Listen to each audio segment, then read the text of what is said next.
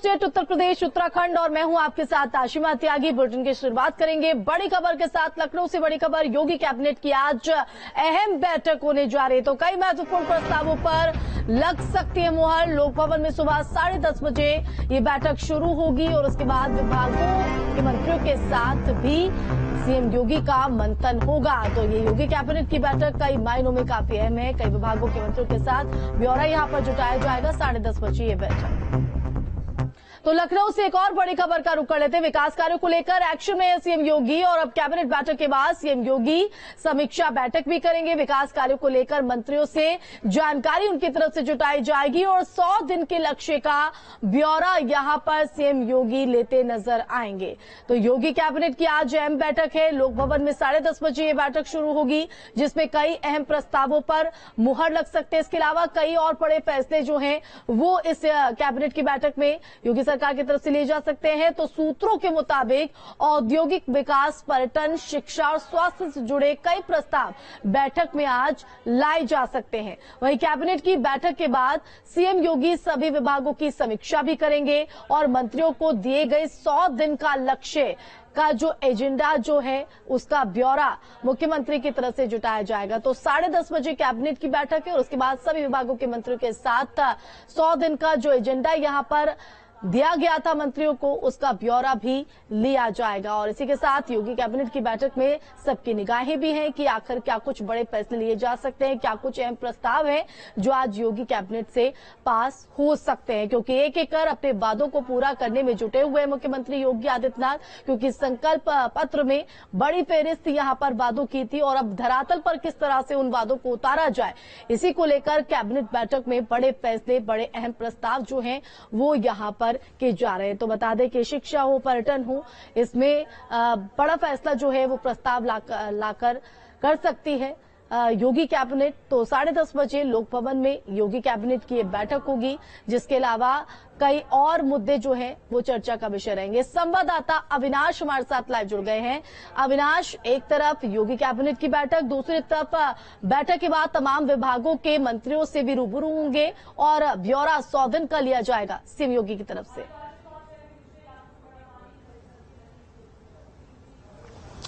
बिल्कुल आशमा, देखिए तकरीबन 11 बजे कैबिनेट की बैठक बुलाई गई है और इस बैठक में माना जा रहा है कि जो तमाम विकास की योजनाएं हैं उन योजनाओं से जुड़ी हुई तकरीबन 1 दर्जन जो प्रस्ताव हैं आज कैबिनेट के सामने रखे जा सकते हैं। उनमें से जो तमाम महत्वपूर्ण प्रस्ताव होंगे उनको योगी कैबिनेट के द्वारा मंजूरी दी जा सकती है, जिसमें अगर हम इंडस्ट्रियल डेवलपमेंट की बात करें, व्यवसायिक शिक्षा की बात करें, पीडब्ल्यूडी और जो तमाम जो पब्लिक अकाउंटेबिलिटी के विभाग हैं उनसे जुड़े प्रस्तावों को आज कैबिनेट के सामने रखा जाएगा और उन प्रस्तावों को आज मंजूरी मिलने की पूरी संभावना है। इसके अलावा देखिए, चूंकि उस बैठक के बाद मंत्रियों के साथ एक बैठक है, समीक्षा बैठक होनी है और उस बैठक में जो 100 दिन का एजेंडा सौंपा गया था सभी मंत्रियों को, चूंकि सभी मंत्रियों को अलग अलग जोन, अलग अलग जो मंडल थे वो अलॉट किए गए थे और उन मंडलों में क्या कुछ चल रहा है वहां से फीडबैक लेने के लिए बोला गया था और जो भी जनता की शिकायतें थी उन शिकायतों को लेकर क्या कुछ किया जा सकता है, वहां पर क्या कुछ सरकार कर रही है, इन तमाम चीजों को लेकर मंत्रियों को अलग अलग जिले, अलग अलग मंडल सौंपे गए थे। तो उसको लेकर अब तक 100 दिन के अंदर, चूंकि 100 दिन सरकार के कंप्लीट होने वाले हैं, तो 100 दिनों में क्या कुछ किया गया है सरकार की तरफ से, उसको लेकर सरकार के द्वारा आज समीक्षा की जाएगी। और जो तमाम मंत्री होंगे, चूंकि कई ऐसे शासन के जो वरिष्ठ अधिकारी थे उनको भी अलग अलग मंडलों की जिम्मेदारी सौंपी गई थी, उनको नोडल अधिकारी नामित किया गया था। तो उन अधिकारियों के साथ साथ मंत्रियों से भी पूरी रिपोर्ट ली जाएगी कि 100 दिन के अंदर सरकार के वे कौन कौन से कार्य हैं जो जनता को पसंद आ रहे हैं या फिर जिससे जनता को फायदा हुआ है। तो 2 महत्वपूर्ण बैठकें हैं, पहली बैठक कैबिनेट है और उसके बाद समीक्षा बैठक होनी है। बिल्कुल, काफी महत्वपूर्ण ये बैठक दोनों, क्योंकि एक तरफ योगी कैबिनेट में अहम प्रस्ताव यहाँ पर अविनाश पास हो सकते हैं, इसके अलावा और क्या बड़े फैसले लिए जा सकते हैं योगी कैबिनेट में, और साथ ही साथ जिस तरह से विभागों के मंत्रियों के साथ एक बार फिर से रूबरू होंगे मुख्यमंत्री, तमाम यहाँ पर जानकारी जुटाई जाएगी कि 100 दिन का जो एजेंडा रखा गया है उसमें किस तरह से मंत्रियों की तरफ से जनता से रूबरू हुआ जा रहा है और किस तरह की समस्याओं को दूर किया जाए। देखिए, कहीं ना कहीं एक ही एजेंडा इसके जरिए है सीएम योगी का कि जनता और शासन के बीच जो सामंजस्य है वो बना रहे।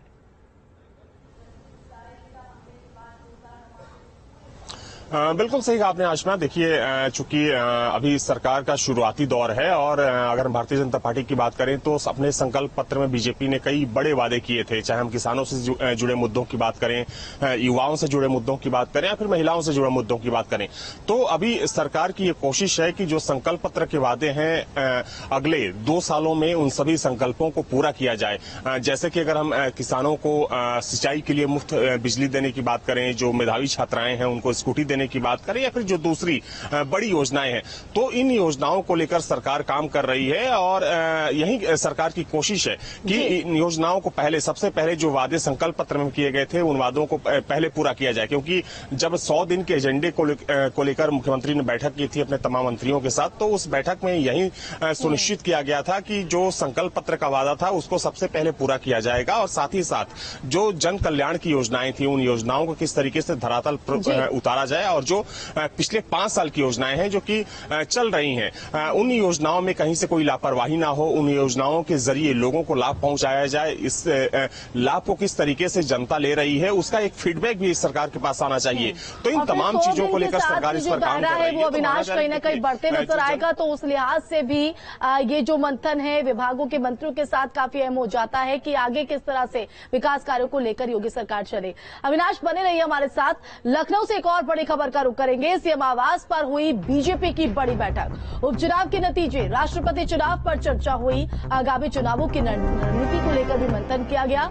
केंद्रीय मंत्री धर्मेंद्र प्रधान, सीएम योगी भी इस बैठक में शामिल हुए। दोनों डिप्टी सीएम स्वतंत्र देव सिंह भी मौजूद रहे। तो लखनऊ में सीएम हाउस पर ये उपचुनाव के नतीजे और राष्ट्रपति चुनाव को लेकर ये बड़ी बैठक हुई, जिसमें सीएम योगी, डिप्टी सीएम ब्रजेश पाठक, केशव प्रसाद मौर्य, प्रदेश अध्यक्ष स्वतंत्र देव सिंह, केंद्रीय मंत्री धर्मेंद्र प्रधान और संगठन महामंत्री सुनील बंसल भी शामिल हुए। तो करीब 1.5 घंटे तक ये मंथन हुआ, जिसके बाद सीएम आवास पर सभी ने डिनर भी किया। देखिए, बैठकों के लिहाज से आज का दिन तो महत्वपूर्ण है ही, लेकिन अगर बीते दिन की बात करें तो बीते दिन भी करीब सीएम आवास पर 1.5 घंटे तक मंथन हुआ। इस मंथन के दौरान क्या कुछ निकलकर सामने आया है अविनाश?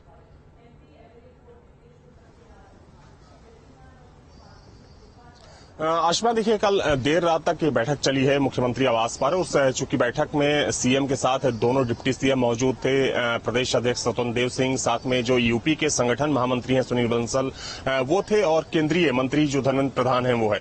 देखिए, इस बैठक में मुख्य रूप से जो चर्चा हुई है वो जो आगामी राष्ट्रपति चुनाव है, चूंकि अगले महीने राष्ट्रपति चुनाव होना है और देखा जाए तो उत्तर प्रदेश की जो इसमें भूमिका है इस चुनाव में सबसे बड़ी भूमिका होगी, क्योंकि जो बीजेपी की जो संख्या बल है वो सबसे ज्यादा है, चाहे हम सांसदों की बात करें या फिर विधायकों की बात करें।